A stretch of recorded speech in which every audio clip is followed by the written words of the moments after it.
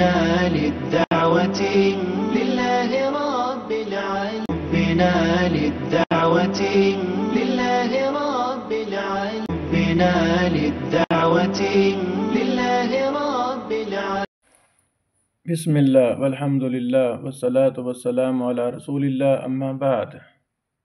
حضور صلی اللہ علیہ وسلم بھی مفتی تھے۔ اللہ اکبر۔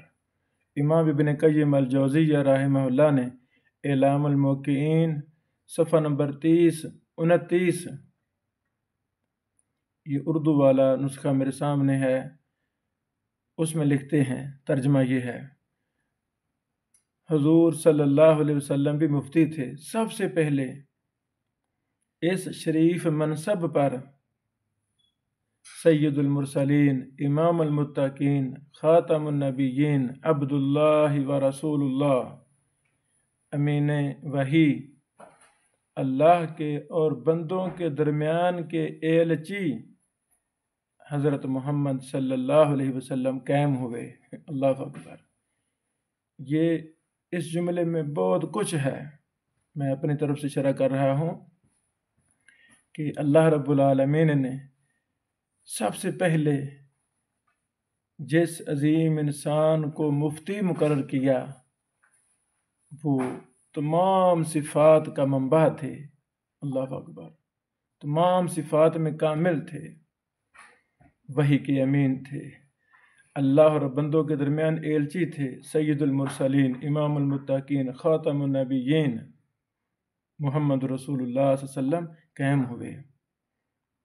آگے لکھتے ہیں، اور آپ اللہ کی وحی سے ہی فتوے دیتے رہے، اور آپ اللہ کی وحی سے ہی فتوے دیتے رہے۔ فتوے کا تعلق ہے ہی وحی کے ساتھ۔ میں کہتا ہوں فتوے کا تعلق ہے ہی وحی کے ساتھ۔ جو شخص فتویٰ چھوڑ کر کسی اور کی جانب سے فتویٰ دے، قرآن و سنت چھوڑ کر، وہ مفتی نہیں ہے، وہ فتویٰ ہے ہی نہیں۔ فتویٰ نام ہے قرآن و سنت کا۔ یہ بہت اچھی بات ہے۔ امام ابن قیم رحمہ اللہ فرماتے ہیں، اور آپ صلی اللہ علیہ وسلم اللہ کی وحی سے ہی فتوے دیتے رہے۔ آپ ایسے ہی تھے کہ جیسے کہ اللہ تعالیٰ نے آپ کی تعریف میں فرمایا ہے کہ نہ میں اس پر تم سے کسی بدلے کا خواہاں، نہ میں تکلف کرنے والا۔ اللہ اکبر۔ مفتی تکلف کرنے والا نہیں ہوتا، مفتی لالچ نہیں ہوتا۔ میں کہتا ہوں آپ کے فتوے، ابن قیم فرماتے ہیں رحمہ اللہ، آپ کے فتوے جامع احکام اور مختصر لفظوں میں بڑے گہرے مضامین کو شامل ہوا کرتے تھے۔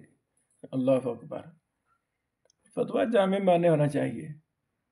یقین مانو کہ پیروی کے وجوب کے لحاظ سے اور انہیں فیصلہ کن ماننے کے لحاظ سے اور انہی سے اپنے جھگڑوں اور اختلافوں کو مٹانے کے لحاظ سے یہ درجے میں مثل کتاب اللہ کے ہیں۔ اللہ اکبر۔ اللہ اکبر۔ کل کائنات کو قرآن و سنت پر اتفاق کر لینا چاہیے، تمام اختلافات ختم ہو جائیں گے، تمام جھگڑے ختم ہو جائیں گے۔ وہ ایک ہی چیز ہے اور وہ ہے قرآن و سنت۔ اللہ اکبر۔ ابن قیم رحمہ اللہ نے یہ بڑا کمال جملہ لکھا، ترجمہ میں پیش کر رہا ہوں۔ یقین مانو، پھر پڑھ رہا ہوں، کہ پیروی کے وجوب کے لحاظ سے اور انہیں فیصلہ کن ماننے کے لحاظ سے اور انہی سے اپنے جھگڑوں اور اختلافوں کو مٹانے کے لحاظ سے یہ درجے میں مثل کتاب اللہ کے ہیں۔ ہمارا ایمان ہے، میں کہتا ہوں، جس طرح قرآن کی اتباع فرض ہے، بعینہ ہی سنت کی بھی اتباع فرض ہے، کوئی فرق نہیں ہے اتباع کے لحاظ سے۔ آگے فرماتے ہیں، جب تک مسلمان کو کسی مسئلے میں حدیث مل سکے اسے دوسری چیز کی طرف رخ کرنا بھی حرام ہے۔ اللہ اکبر۔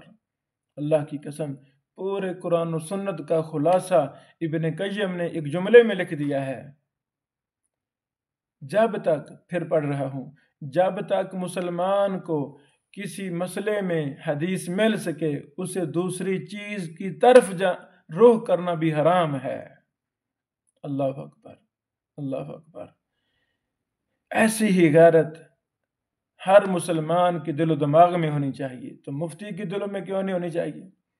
اس لیے ہم نے اپنے دوسرے لیکچر میں کہا جو شخص قرآن و سنت کو چھوڑ کر تقلید کی دعوت دیتا ہے، اپنے امام کی دعوت دیتا ہے، ہم اسے فتویٰ پوچھ رہے ہیں، وہ کہتا ہے جی میرے امام نے یہ کہا ہے، ہم فتویٰ پوچھ رہے ہیں، وہ کہتا ہے جی فلاں فتویٰ میں یہ لکھا ہوا ہے،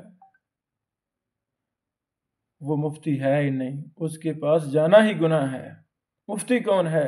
جو قرآن و سنت کا پابند ہے۔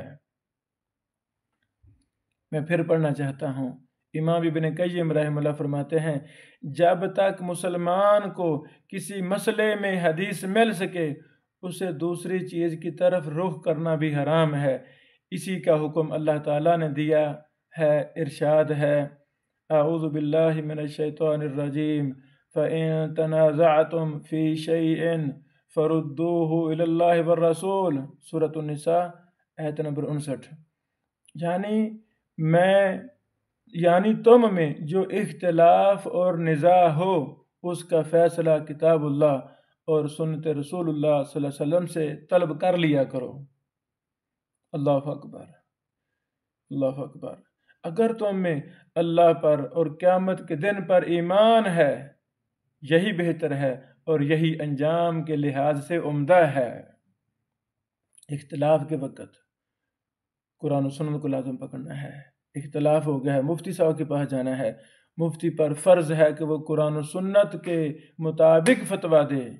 ہاں وہی شخص قرآن و سنت کو چھوڑے گا، کسی اور چیز پر فتویٰ دے گا جس کا قیامت پر ایمان نہیں ہے، جو اپنا برا انجام سمجھتا ہے، دیکھنا چاہتا ہے برا انجام قیامت والے دن۔ اللہ سے دعا ہے اللہ تعالی ہمیں فتوے کے تقاضوں کو پورا کرنے کی توفیق عطا فرمائے، اور محمد رسول اللہ صلی اللہ علیہ وسلم مسلمانوں کے پہلے مفتی ہیں۔